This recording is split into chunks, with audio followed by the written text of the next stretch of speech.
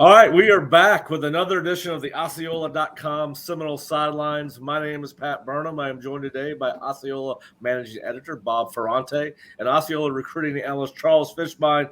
And guys, if we are learning anything in the era of the transfer portal and NIL, it's that there are no off days, even when the recruiting calendar is virtually dead. It's a quiet period for 2- and 4-year transfers, and they can visit on campus this weekend. But certainly not a boring day for Florida State football with the news that wide receiver Johnny Wilson has declared that he is coming back, announced that he is coming back for the 2023 football season. And guys, just want to get your reaction. Bob, I'm going to start with you.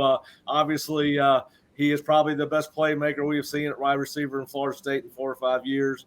Mike Norvell's offense is built for a guy like Johnny Wilson. We just saw him dominate a bowl game. Just talk about your thoughts on Johnny Wilson coming back for 2023.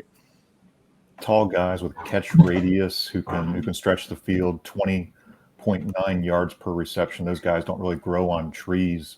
And I think it makes other receivers and tight ends around you even better too. You know, think about what Johnny Wilson can do, and now other guys in 2023 don't feel the pressure to have to step into a bigger role than they're ready for. Think about a guy like Hakeem Williams, who's come to Florida State in part because he's seen what Johnny Wilson can do on the field in Tallahassee. So he's going to get to learn from a guy like Johnny too. I think the ability to have basically everybody back on offense minus Treshaun Ward for Florida State in 2023 is just a huge development. Yeah, and it certainly lessens a blow of losing, I believe, Ontario Wilson to graduation because I believe he is not coming back. But so right now you'd only have one of your top 10 or so receivers not back in house. I think Treshaun Ward was about the 11th or 12th leading receiver on the squad. So obviously he's not going to come back. We'll talk a little bit about that later. But Fish, just your thoughts on Johnny coming back? Yeah, I mean, it's a big time to get him to come back.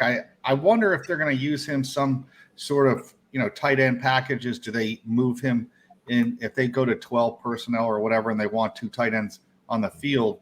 He blocks very well. That's the one thing he's shown, that he has that ability to block. He could block defensive ends even if he had to. So I think it's going to be interesting. Do they do more with him? Now they know what he's capable of doing on the football field. Does he get utilized in different ways that maybe we didn't see this year? Yeah, and listen, that's if they do decide to use him at tight end, Jaheim Bell or Kyle Marlock are going to be severely disappointed because they've got some talent there as well. But yeah, listen, that's a huge day. Listen, at times this year he has taken over games. He has been a tremendous difference maker for Florida State, and whether it was the NIL, whether it was the draft grade, no matter what it was, Florida State's certainly very happy about having Johnny Wilson back into a wide receiver group that again looks like minus Ontario Wilson and Treshaun Ward, everyone's going to be back, and we would think we would see some continued development of guys like Ja'Kai Douglas and Malik McLean and Kentron Portier. I'm sorry, I'm going to get his name right before he gets done at Florida State. I can assure you of that. Of course, now so we got some other big news to start the year, which we have not talked about, and that's the fact that defensive tackle Fabien Lovett is coming back for another season. Surprised some, probably projected to be anywhere from a 4th to 7th round draft pick. Fish, just talk about the importance of Lovett coming back and joining a young and talented defense that they've added some pieces to with Fisk and Darrell Jackson Jr. from Miami. Yeah, I mean, you saw this year when Lovett was injured during that middle stretch where they lost those games, and even in the bowl game where he didn't play, Florida State did struggle against stopping the run up the gut. So anytime that you could bring him back, he's going to help. They do need to bring in some other guys to help him out because, listen, you take a physical beating on that inside of that D-line, playing a ton of reps. You would like to cut some of his reps down, especially in games that maybe are blowouts, and get some other guys ready. But having him come back, his experience and what he provides in the middle of that defense, you've seen without him in there how big of a loss he is when he's not there. Yeah, and Bob, you add him into the mix now with Fisk from Western Michigan, Darrell Jackson from Miami. Josh Farmer has been really good at moments. Dennis Briggs Jr. has been really good at moments. Malcolm Ray has been serviceable at times. We all love what we're seeing from Tafasi, and we've seen Bishop Thomas and Daniel Lyons, and then you sign a guy like Keith Sampson.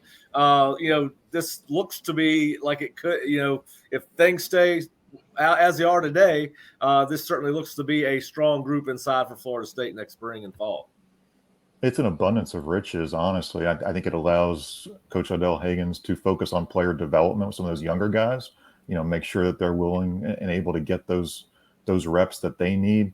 I think, honestly, if Fabien Lovett were not injured and missed so much time, he is probably looking at the NFL right now, and he's gone. But this is an opportunity for him to show that, he can be disruptive. He can be that guy that he was in 2021. Although I think we do know when he was in the game this fall, he made the defensive line around him better. When he was not there, there were issues stopping the run, like Fish said, and I know, Pat, you kind of feel the same way too.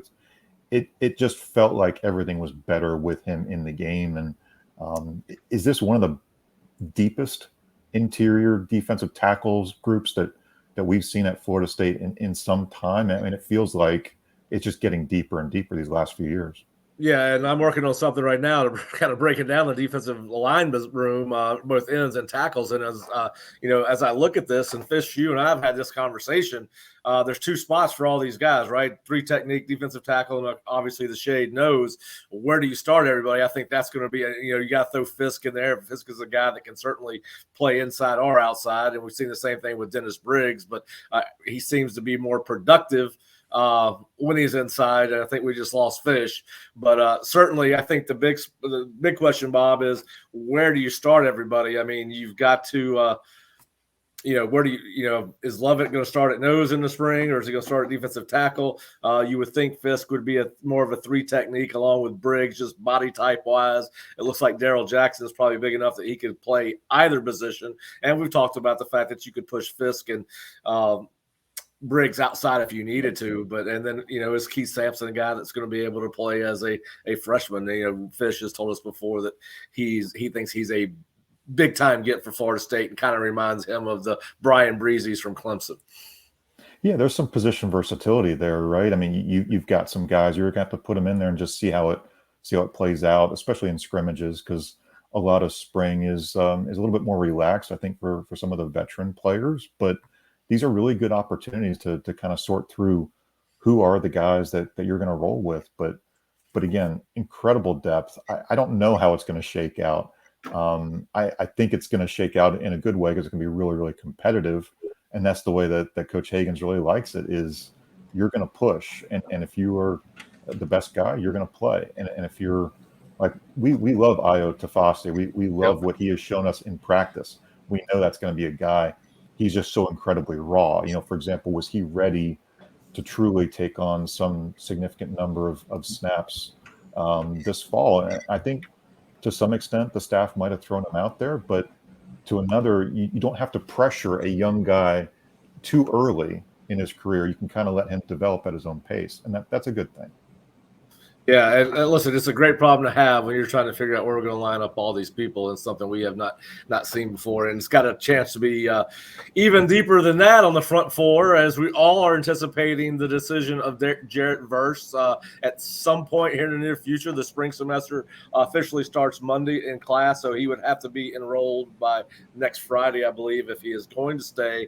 But certainly a guy that really changes the dynamic of that front four if he comes back. He tweeted earlier today that a year ago tomorrow, which will be taping this on Thursday, January 6th, on January 7th of last year, he announced that he was coming to Florida State, and said earlier today that it was one of the best decisions he's ever made in his life. Kind of a cryptic message. A lot of people reading into how he used that went by BYE so fast. Was he playing, or is that just a typo? Nobody really knows, but I've seen some people on Twitter try to read too much into the spelling of the word by. But certainly, Bob, just talk about what that would say about what Mike Norvell's done with this program. Obviously, Verse is probably, one of your top 2 players on defense. We could sit here and argue about he or Jamie Robinson, but just talk a little bit about the importance of the decision that Verse is going to make. I think this is one that maybe middle of the season we thought would have been a true stunner. I mean, we thought he was taking on a trajectory of going pro as he came back from that injury. He was, accumulating sacks and pressures on the quarterback, and now this is pretty huge. Honestly, I think, Pat, you and Mark Salva have talked a little bit about it. There's room for improvement with Jared as far as how he sets the edge, how he defends the run. You talked to an NFL scout who felt like Jared was not truly a first round slam dunk guy. So if you are truly centered on getting your degree and improving yourself, putting yourself in the position to be a first round pick, then Jared is showing that he believes in the development process between, JP, John Papuchis, Odell Higgins, between Adam Fuller. This is pretty incredible. If he were to decide to come back, I know, Fish, you've kind of felt like, on the other hand, that maybe he should look at going pro too. Yeah, I mean, like I said, pass rushers are unicorns. Everybody wants one. They're not easy to find. You can find guys that could get sacks, but true, pure pass rushers, and that's what Jared's become. He's one of the best in the country. I'm just shocked, to be honest with you. I just thought, that this is a guy that will be a first-round pick. You could tell me, he has still much to learn.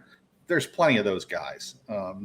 They go into the NFL draft all the time. There was a guy, Mike Malmalua, a long time ago that went to the combine. He had a third-round grade, and he ended up a top 5 or 7 pick by the Eagles. Jared Verse would go to the combine and light it up. He's a big, long, athletic guy, probably running the 4.5 range, and he has all the attributes that people are looking for. Can he rush the passer? And that's what his elite skill set.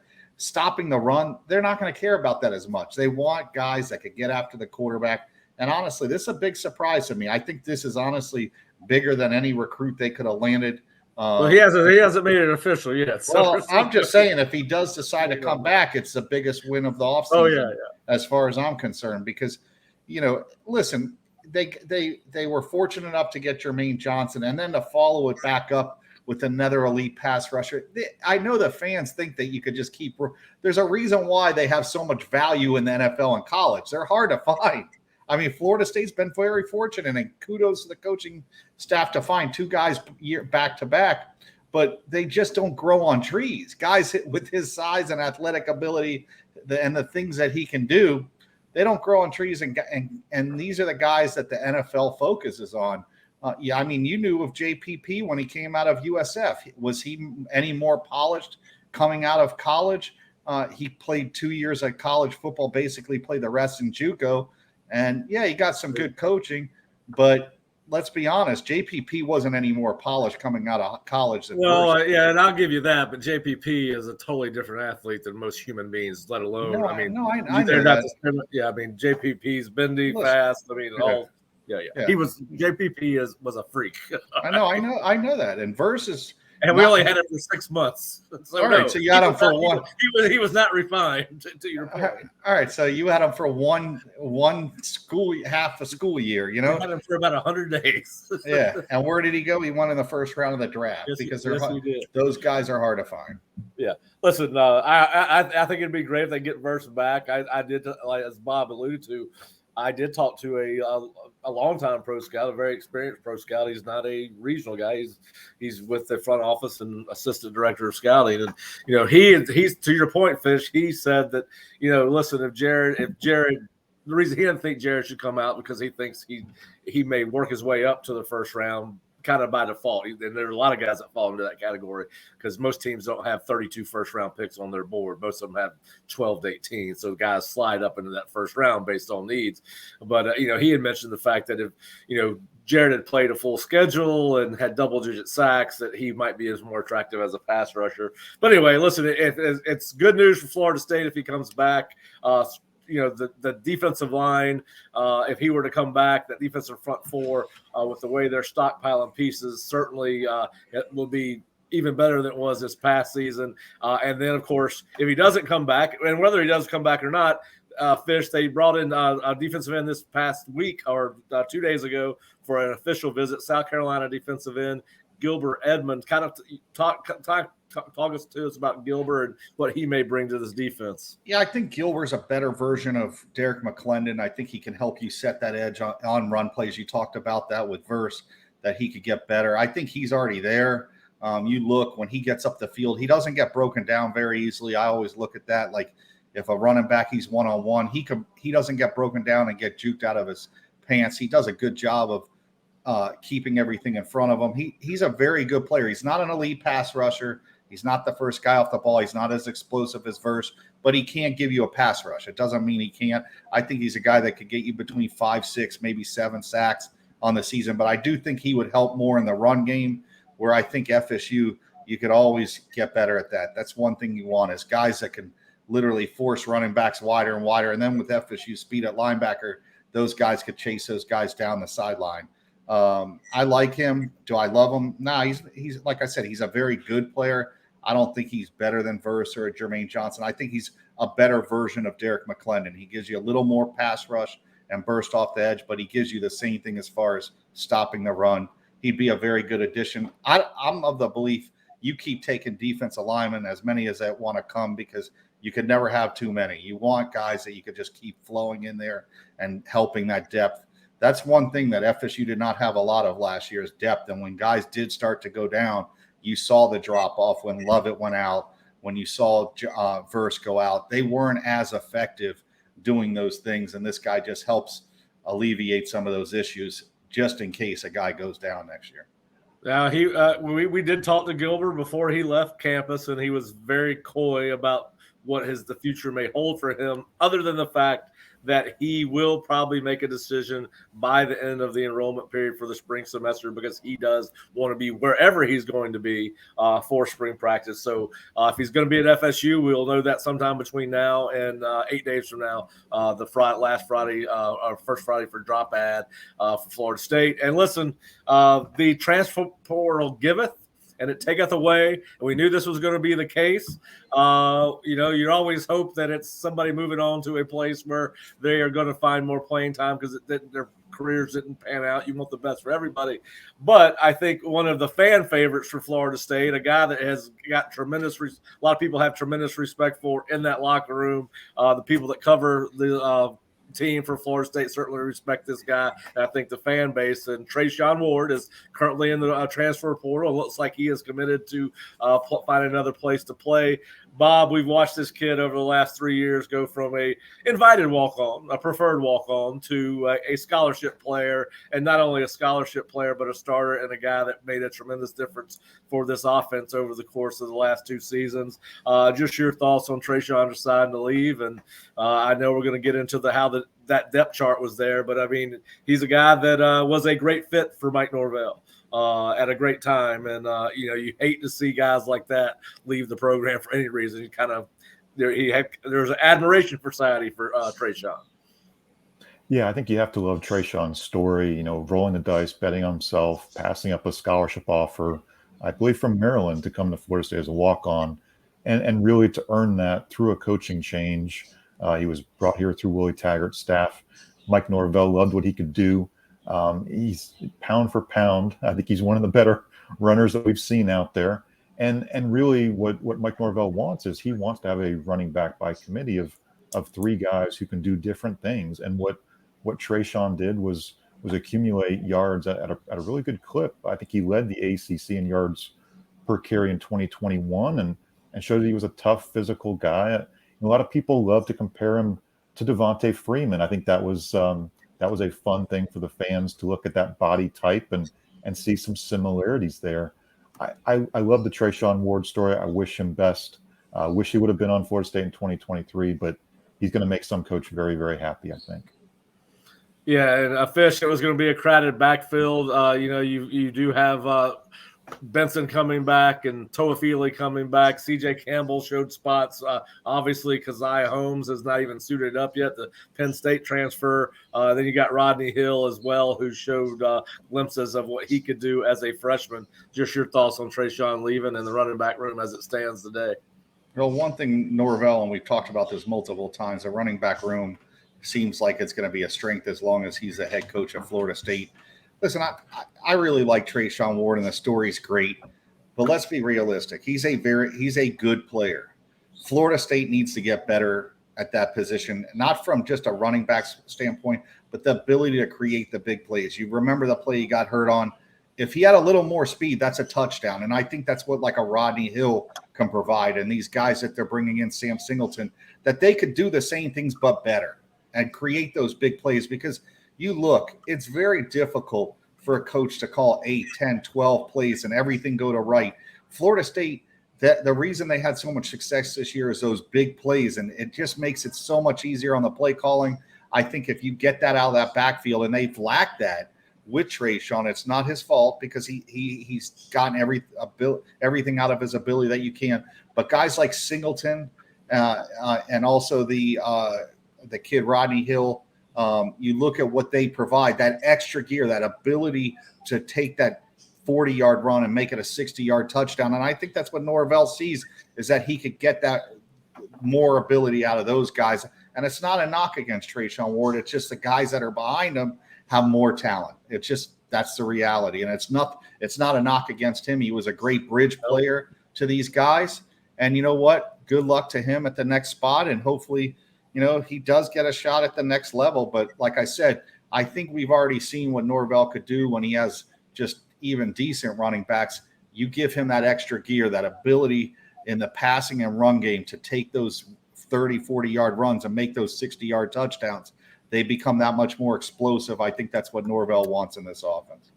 Yeah, and of course, Florida State fans said goodbye to two more guys that were favorites among the fans. Amari Gaynor has obviously, and Keyshawn Helton both entered the portal prior to the bowl game. Were there for the bowl game, and Amari has chosen North Carolina, and Keyshawn has chosen to sign with Cincinnati. Bob, just talk about those two guys' career briefly. I know that obviously everyone here has followed Amari since he was a prospect here at Childs High School. Obviously, his father, Herb, was a really good receiver for Florida State back in the mid-'80s. Yeah, happy for Amari. I think it was just about fit. I think he just needed to go to a scheme that was a little bit better fit for what he can do. And he's got one more year, chance to get a grad degree and play at North Carolina. And then for Keyshawn, I mean, the receiver group just improved and pretty much surpassed what Keyshawn could offer. I don't think we've seen him return to his capabilities after that knee injury. Remember up at Clemson, and what was that, 2019? Was that 2019? I think he's got a lot left in the tank, and what he could show at Cincinnati, a program that's making the move to the Big 12. I think this is a good opportunity for him in what, he could be a productive, very productive slot receiver there. Yeah. Well, listen, it's an ever-changing roster. It's certainly no shortage of things to talk about. We've always said that there's always football season in Tallahassee, but I'm not sure anybody anticipated the activity that we have seen just 6 days into the new year. But want to thank everyone for joining us today. Please go to theosceola.com and check us out. It's theosceola.com or FloridaStateRivals.com. But I got Seminole Sidelines, which is available on YouTube, Twitter, Facebook. Then, of course, we've got articles every day on recruiting. Basketball teams getting ready to go back into the action. Women have rolled off 4 ACC wins in a row to start the basketball season, women's basketball season. Bob, what are some of the other things we're talking about right now on the Osceola? Yeah, I know Kurt and Jerry had a long sit down with athletic director Michael Alford. We've pushed out a couple stories there about, fans' enthusiasm with what Mike Norvell's done, as far as how the program has found success and on the climb, as Mike Norvell likes to say. And also, I think Kurt pushed out a good story about, Michael Alford fighting for the Florida State brand, showing that the brand is still very strong. He likes to put out tweets about the ratings. The television ratings have been pretty incredible for the bowl season and throughout 2022. So some good stuff from those interviews with AD Michael Alford.